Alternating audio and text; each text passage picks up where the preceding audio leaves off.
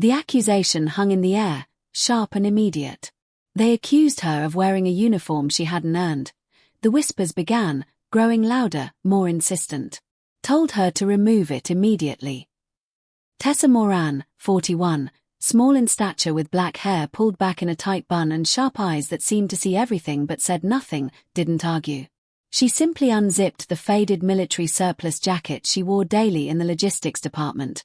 Medical inventory, equipment distribution, the kind of work that keeps a base running but goes largely unnoticed. For 3 years, she'd been part of the background, a quiet, efficient woman who showed up early and left late without a word to anyone. Most people assumed she was a civilian contractor, perhaps former military, or just someone who liked military surplus clothing. She didn't wear rank insignia, didn't wear a name tag, just the old, worn jacket with no unit patches or identifiers.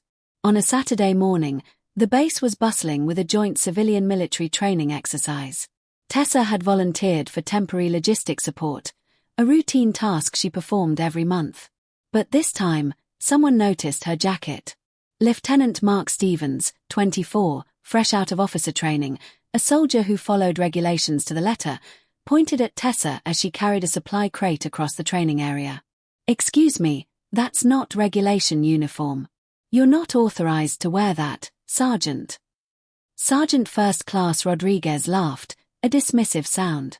"Where did you buy that thing?" "Military surplus store." Stevens stepped closer, his voice rising, fueled by a self-righteous indignation. That jacket is military property. If you're not enlisted, you cannot wear it." A small crowd began to gather, other soldiers, some civilians, all watching this confrontation unfold, drawn by the scent of perceived wrongdoing. Staff Sergeant Williams joined in, his voice adding to the chorus of accusation. "We need to see some ID. This could be stolen valor." The accusations kept coming, each one louder than the last, each one more certain that they had caught someone pretending to be something they weren't. Tessa stood perfectly still. She didn't argue, didn't defend herself, didn't try to explain. She just listened, her face showing no emotion. No anger, no embarrassment, just a profound, almost unsettling patience, as if she had been through this countless times before. Lieutenant Stevens, emboldened by the growing crowd and Tessa's silence, raised his voice, his tone hardening into a direct command. "Remove the jacket. This is a direct order. We need to log your identification and file a written report." The crowd pressed closer, phones were coming out. This was about to become a viral moment, for all the wrong reasons. Tessa set down the supply crate she'd been carrying, slowly, deliberately. She reached for the zipper of her jacket. Master Sergeant Jackson, the logistics coordinator, pushed through the crowd, his brow furrowed. "What's the problem here?" Stevens turned to him, eager to report his catch. "Sir, this civilian is wearing unauthorized military clothing.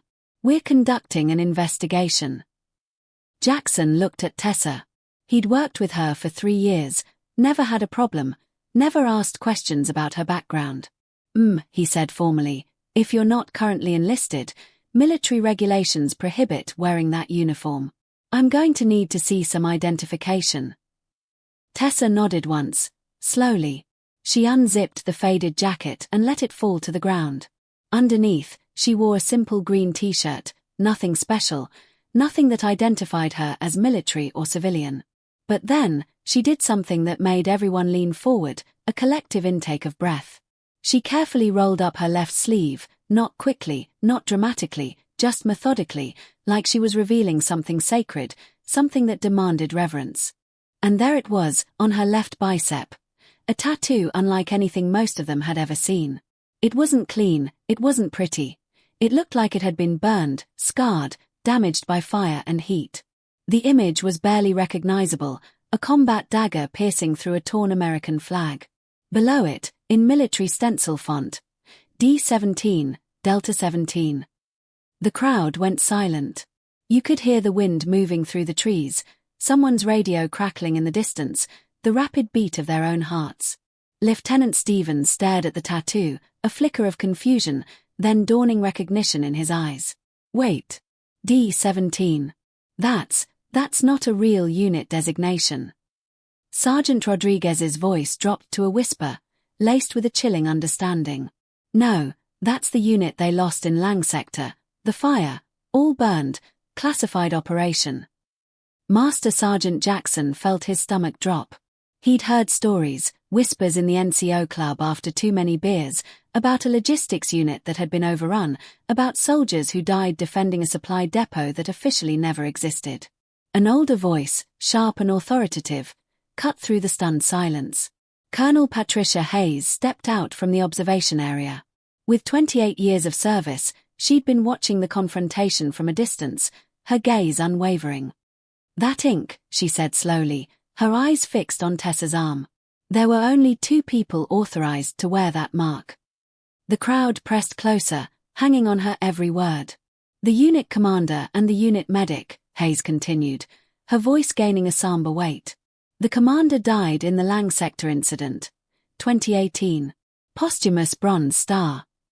She looked directly at Tessa, her gaze piercing through the years of silence. "That means you're..." Tessa met her gaze, her voice quiet but clear, each word delivered with the precision of a military command, cutting through the lingering disbelief. "Staff Sergeant Tessa Morin.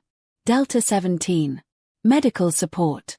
Presumed killed in action. March 15, 2018. The words hit the crowd like a physical blow, a collective gasp rippling through the stunned onlookers. Stephen stammered, his earlier arrogance completely gone. But the report said everyone died. The entire unit was lost." Tessa's voice remained steady, devoid of self-pity or anger, only a profound, weary truth. "I didn't disappear.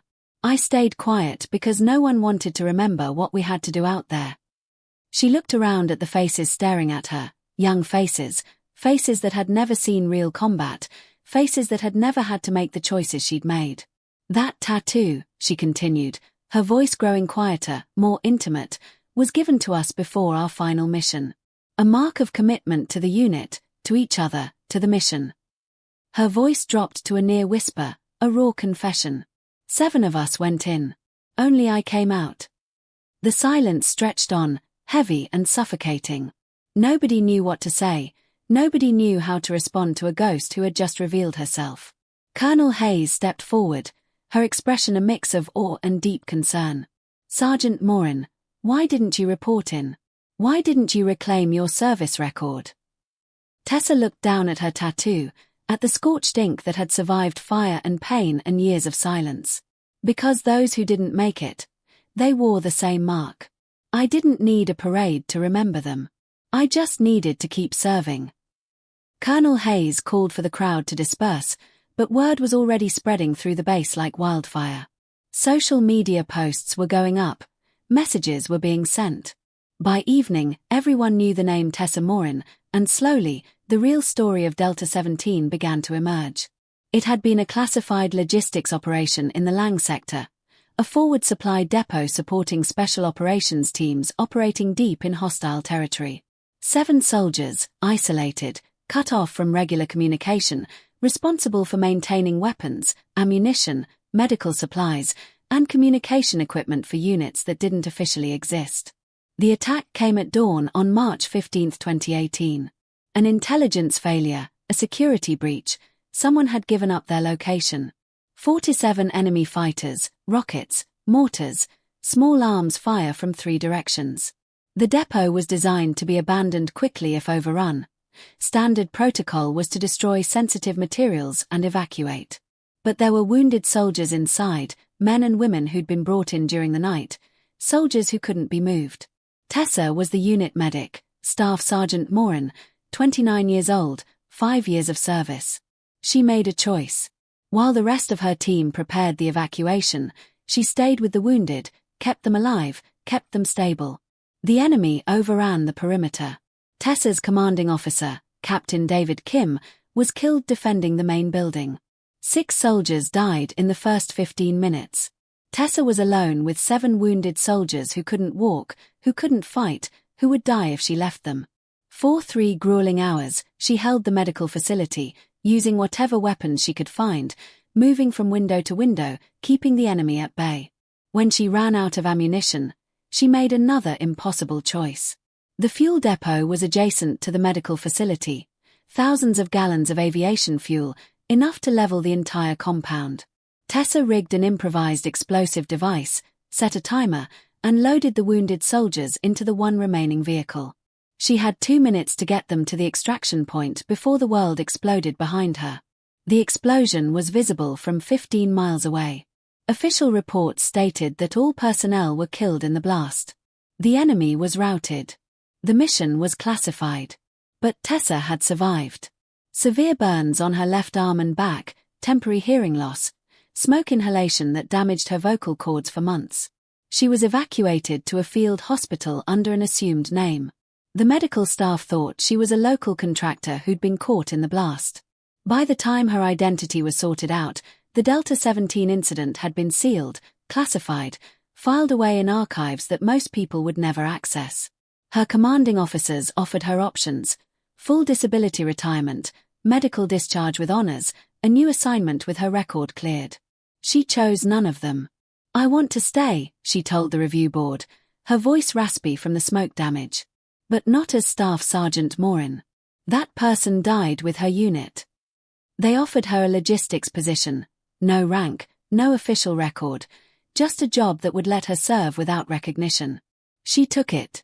For 7 years, she'd worked quietly, processing supply requests, managing inventory, keeping the machine running. Nobody asked about her background, nobody questioned her authority. She was just there, a quiet, indispensable part of the base, until a Saturday morning when some young soldiers, ignorant of her sacrifice, decided to make an issue of her jacket. Lieutenant Stevens found her that evening in the logistics warehouse, still working, meticulously checking inventory sheets. "Sergeant. He stammered, his face etched with profound humility. "I owe you an apology." Tessa looked up from her clipboard, her gaze steady. "No, you don't. You were doing your job." "But I accused you of wearing a uniform you thought I hadn't earned." Stevens struggled with his words, the weight of his earlier arrogance crushing him. Tessa set down her clipboard. "You were right to question it. That's what good soldiers do." Stevens' eyes pleaded for understanding. "But you saved those soldiers. You're a hero." Tessa's voice was firm, devoid of self-aggrandizement. "No, I'm a survivor. There's a difference." She pointed to her tattoo, the scorched, faded ink a testament to her truth. Heroes don't come home alone. The next morning, a small, unassuming placard appeared on Tessa's desk. "Delta doesn't forget. And now, neither do we." The logistics section was quietly renamed. No ceremony, no announcement, just a small sign by the door, "Morin Unit." In honor of those who serve in silence. In the weeks that followed, everything changed, and yet nothing changed. Tessa continued her work in logistics, same hours, same tasks, same quiet efficiency. But now, when she walked through the base, people noticed her differently. Not as the quiet civilian contractor, not as the woman in the surplus jacket, but as Staff Sergeant Tessa Morin, Delta 17 survivor. She never wore the military jacket again in public, but her left sleeve, the one that revealed her scar tattoo, was always rolled up when she worked, a reminder not of her own service, but of those who didn't come home. Private First Class Maria Santos, new to the base, 18 years old, her first assignment out of basic training, found Tessa in the warehouse one afternoon, organizing medical supplies. Santos said hesitantly, her voice barely a whisper. "Can I ask you something?" Tessa looked up, her sharp eyes softening slightly. "What's on your mind?" "The fire in Lang sector. Was it really as bad as they say?" Tessa was quiet for a long moment, then she nodded once. "But it wasn't the flames that stayed with me," she said softly. "It was the silence after." Santos didn't understand. The silence when you lose people, really lose them. The world gets quieter. Their voices are gone, their laughter is gone, the things they would have said, the jokes they would have made, all gone. Tessa touched her tattoo, the ink burned and damaged, yet still there. The ink is burned, damaged, but it's still here. Like their memory. "Do you regret it? Staying quiet all these years?" Santos pressed, a genuine curiosity in her young voice. Tessa considered the question, her gaze distant. I regret that it took someone questioning my right to wear a jacket for their story to be told. They deserved better than my silence. A month later, a small memorial was erected near the base chapel. 7 names, 7 faces, 7 soldiers who died in an operation that officially never happened. At the bottom, a simple inscription: they served in silence. They died with honor. They are remembered. Tessa attended the dedication ceremony. She stood in the back, said nothing, but when the names were read aloud, when Captain David Kim's name was called, she saluted. A proper military salute, sharp, precise, respectful. The salute she'd been waiting 7 years to give. After the ceremony, Colonel Hayes approached her. Sergeant Morin, would you consider returning to active duty with full rank restoration? Tessa shook her head gently. I'm exactly where I need to be, She looked at the memorial, her eyes filled with a quiet resolve. Someone needs to remember them. Someone needs to keep their story alive. And someone needs to make sure the supplies keep flowing.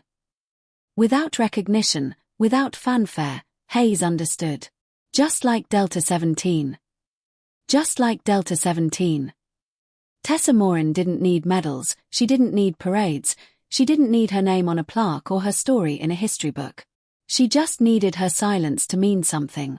And when the time came, when her right to serve was questioned, she didn't argue, she didn't shout, she didn't demand recognition.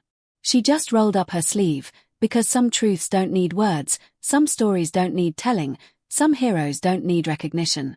They just need to be left alone to do what heroes do: serve, protect, remember. The young soldiers who questioned her that day learned something more valuable than military regulations. They learned that heroism doesn't always wear the right uniform, that service doesn't always come with the right paperwork, that sometimes the most important people are the ones you never notice until you need them. Tessa's tattoo told a story that 7 years of silence couldn't erase, a story of sacrifice, of loss, of choosing to carry the weight of memory rather than the glory of survival. In a world that demands recognition for every act of service, she chose invisibility. In a culture that celebrates individual achievement, she chose collective memory. She wore her scar not as a badge of honor, but as a promise kept. Promises to soldiers who would never come home, promises that their sacrifice would never be forgotten, even if their story was never told.